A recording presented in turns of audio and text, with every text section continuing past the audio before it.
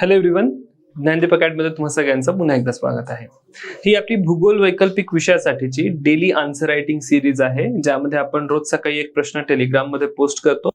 तुम्ही अपेक्षित आहे त्याचं उत्तर लिहावं आणि सायंकाळी आपण त्याचं डिस्कशन करतो, ज्यातनं आपण समजून घेतोय की कशा प्रकारे भूगोल वैकल्पिक विषयामध्ये उत्तरं लिहावीत आणि काय काय टिप्स आणि ट्रिक्स आहेत ज्याने तुमचे वैकल्पिक विषयाचं उत्तर हे जीएस पेक्षा वेगळं होईल. राईट, या ठिकाणी एक बेसिक क्वेश्चन आहे. Right a short note on global isostatic adjustment.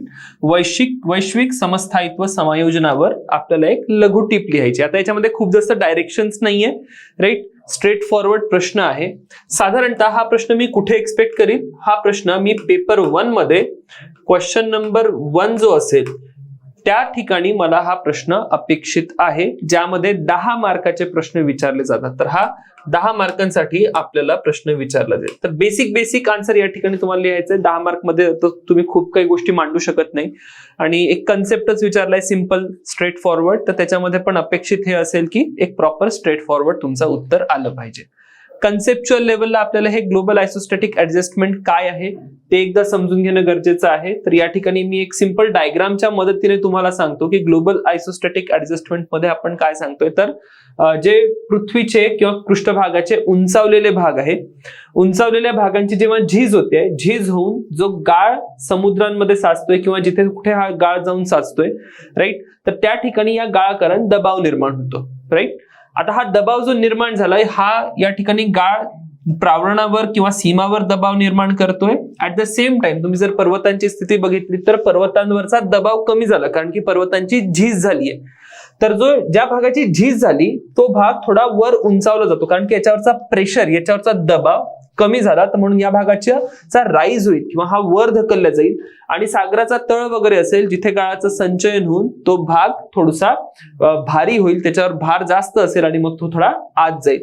आणि मग ही जी ऍडजस्टमेंट आहे, म्हणजे पर्वतांचा भाग थोडा वर आला, सागराच्या तळाचा भाग थोडा खाली गेला, म्हणजे आता ही जी काही मुवमेंट झाली या मुवमेंटचं कुठेतरी ऍडजस्टमेंट व्हावं. तर ग्लोबल आयसोस्टॅटिक ऍडजस्टमेंटच्या मॉडेलमध्ये काय सुचवलं जातं की हे जे काही ऍडजस्टमेंट आहे, जिथे पर्वत वर गेला त्याच्या खाली कदाचित काही आता व्हॅक्युम क्रिएट झाला किंवा काही जागा निर्माण झाली जी भरून काढणं अपेक्षित आहे.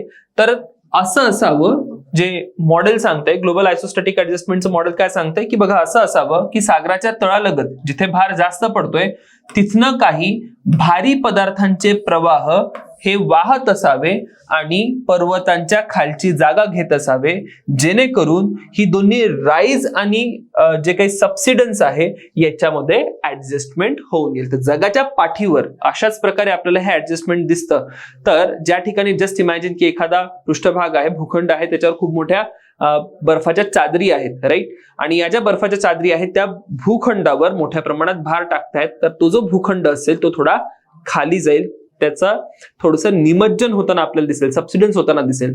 आणि मग खाली गेल्यानंतर खालनं जे काही पदार्थ असतील ते सगळे पदार्थ अशा ठिकाणी प्रवाहित होतील ज्या ठिकाणी थोडीशी वर येण्याला स्पेस आहे, साधारणतः ते पर्वतांच्या खालचे भाग असतील. राईट, अशा प्रकारचं हे ऍडजस्टमेंट सांगितलं जातं, ग्लोबल आयसोस्टॅटिक ऍडजस्टमेंट किंवा वैश्विक समस्थायित्व समायोजन आपण त्याला म्हणतोय. आता या शॉर्ट नोट मध्ये काय काय एक्सप्लेन करणं अपेक्षित होतं. तर बेसिक इंट्रोडक्शन द्या. इंट्रोडक्शन मध्ये मी एक डिफिनेशन लिहिलेली आहे की समस्थायित्व म्हणजे नेमकं काय. तर ऊर्ध्व आणि निम्न भाग जे आहे भूकवचाचे यांच्यामधील यांत्रिक स्थैर्य किंवा यांत्रिक संतुलन, मेकॅनिकल स्टॅबिलिटी म्हणजे समस्थायित्व आहे. एक बेसिक डिफिनेशन मी या ठिकाणी प्रेझेंट केली.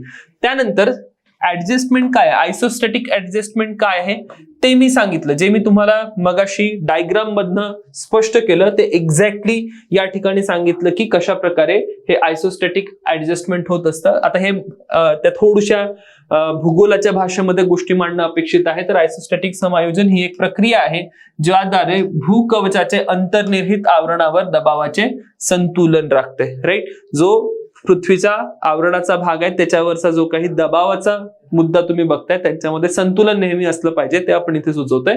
आणि हे सीसॉ म्हणजे ती शिडी असते, एका बाजूला वजन वाढलं तर दुसरा भाग थोडा वर जातो, so on and so fourth. तर सीसॉच्या महाकाय खेळासारखे आहे, जिथे एका बाजूला वजन काढून टाकणे किंवा जोडणे आणि दुसऱ्या बाजूला समायोजित करण्यास कारणीभूत ठरतंय. फर्दर हे कसे कार्य करते ते या ठिकाणी सांगितलेलं आहे. त्यामध्ये आपण ती जी डायग्राम ड्रॉ केलेली आहे ती डायग्राम एक्सप्लेन करणं अपेक्षित आहे. तर या पॅरेग्राफ मध्ये मी डायग्राम एक्सप्लेन केलेली आहे की पर्वतांची कल्पना करा, पर्वतांवरनं अपक्षरण होऊन काही भार कमी झाला, सागराच्या तळाची कल्पना करा ज्यावर हे सगळेचे सगळे गाळ येऊन साचले, त्याच्यावरचा भार वाढला, so on and so fourth. ती पूर्ण प्रक्रिया नंतर एक्सप्लेन करा. फर्दर मग आणखी काय अपेक्षित आहे, आता राईट अ शॉर्ट नोट विचारलेलं आहे. मग यामध्ये मी काय काय अजून लिहिणं अपेक्षित आहे, तर त्यामध्ये उदाहरण देणं हे अत्यंत महत्वाचं आहे. तर या ठिकाणी आपण काय सांगतोय, उदाहरणांमध्ये प्रामुख्याने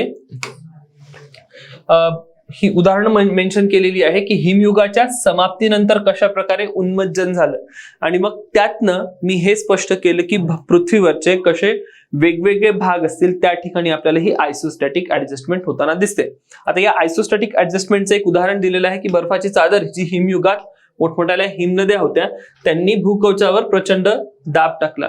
त्यानंतर हिमयुगाच्या समाप्तीनंतर हे सगळेच्या सगळे जे भाग होते ते वितळलेत, आणि हिमनद्या वितळल्यावर जो वजन आहे वजन उचललं जातंय आणि कवच जे आहे ते रिबाउंड होते किंवा वर सरकते, उन्मज्जन होते, वाढू लागतंय म्हणा, किंवा त्याला उन्मज्जन होत आहे असा एक शब्दप्रयोग आपण या ठिकाणी देतोय. आणि त्याला मग टेक्निकली पोस्ट ग्लेसियल रिबाउंड असं सांगितलं जातं. आता ही प्रक्रिया कुठे होते, फिनलँडमध्ये होते, स्कॅन्डिनेव्हियामध्ये होताना आपल्याला दिसते. आणि मागच्या काही वर्षांमध्ये असं सांगितलं जातंय की दर वर्षाला काही मीटरने ही स्कॅन्डिनेव्हियाची वगैरे जमीन वाढते. साधारणतः 1000 वर्षांमध्ये 1 मीटरने जमिनीचा भाग वर येतोय, कारण की या बर्फाच्या चादरी वितळलेल्या. तर हे उदाहरण देणं या ठिकाणी अत्यंत महत्वाचं आहे, ते तुम्हाला लक्षात ठेवायचं आहे. क्लिअर? तर अशा प्रकारे या प्रश्नाचं उत्तर लिहा. आणि मग या प्रश्नामध्ये डायग्राम ड्रॉ करणं सुद्धा अपेक्षित आहे. ही जी डायग्राम या ठिकाणी मी दाखवलेली आहे ती डायग्राम पण ड्रॉ करा. एकदम बेसिक प्रश्न आहे, सिंपल तुम्ही याचं एक्सप्लेनेशन प्रोव्हाइड करणं अपेक्षित आहे. राईट? तर हा होता आजचा पुन्हा एक प्रश्न ज्यामध्ये आपण ग्लोबल आयसोस्टॅटिक ऍडजस्टमेंटवर चर्चा केली. भेटूया पुढच्या प्रश्नांमध्ये. Thank you everyone.